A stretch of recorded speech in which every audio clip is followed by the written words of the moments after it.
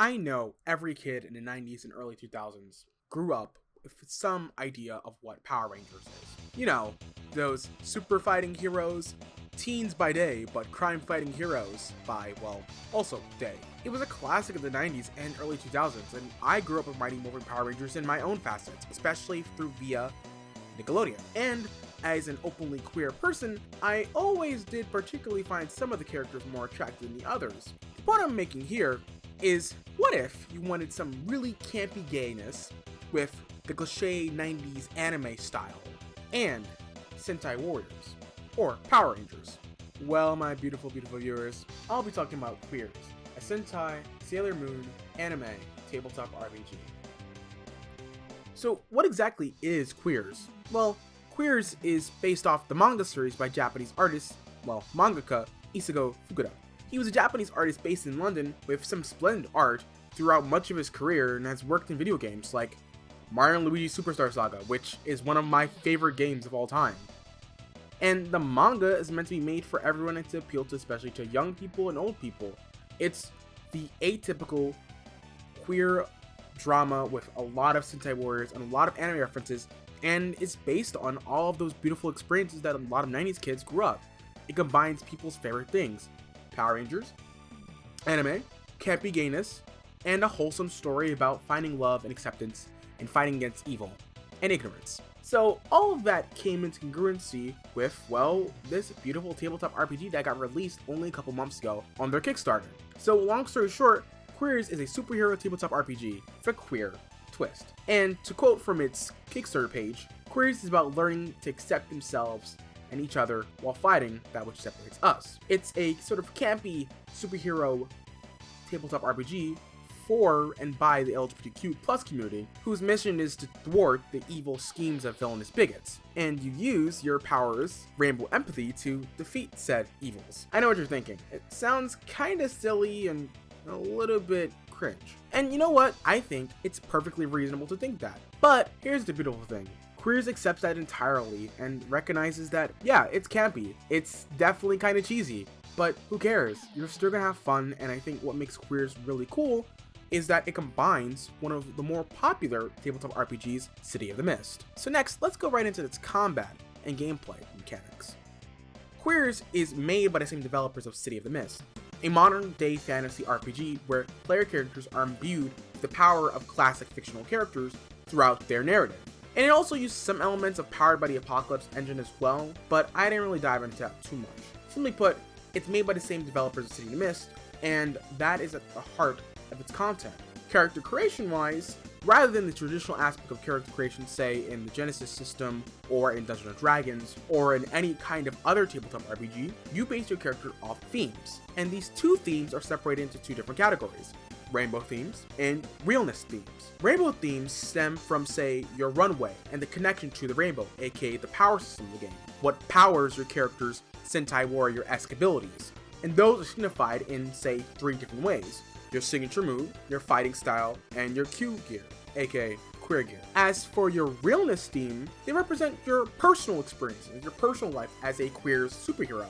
For example, those could be your goal, memory, occupation, personality, relationship, and other stuff. Think about it like this. If you're thinking about Power Rangers, did not all of the characters have their personal drama, such as dating relationships, family drama, or drama at school? They had all that realness going on, but they also had their superpower drama they had to deal with because, well, they were Sentai warriors / Power Rangers.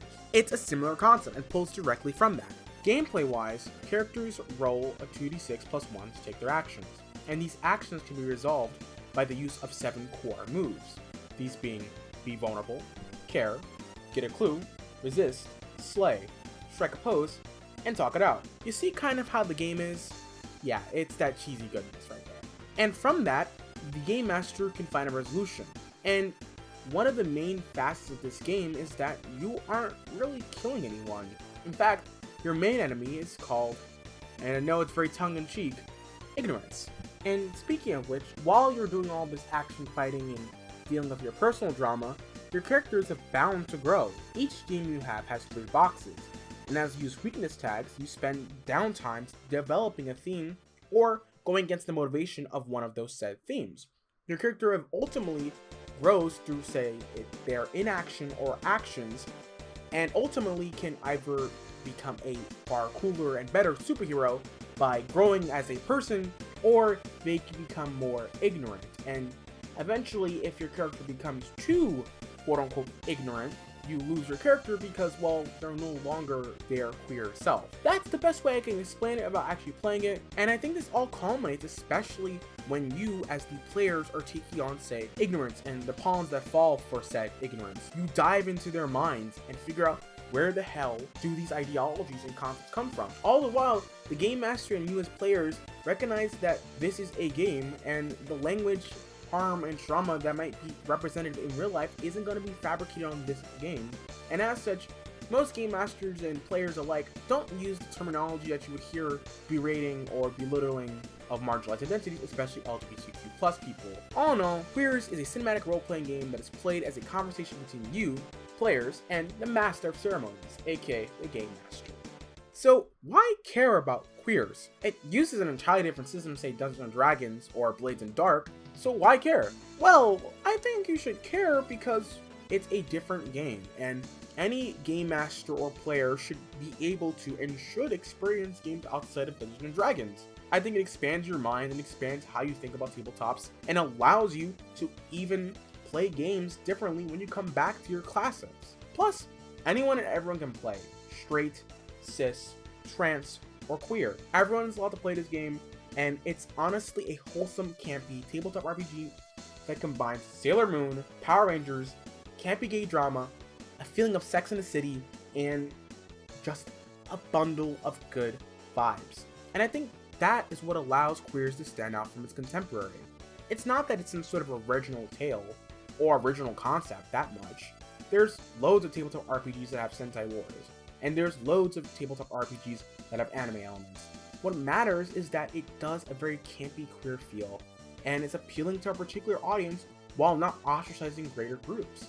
It's a beautiful blend of what makes being an LGBTQ person awesome, even if all of its cheesiness.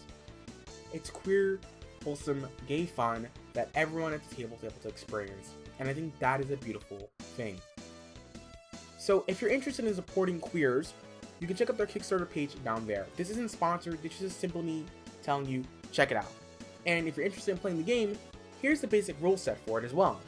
And finally, if you're looking for a game, you might want to check out our LFG or their Discord page.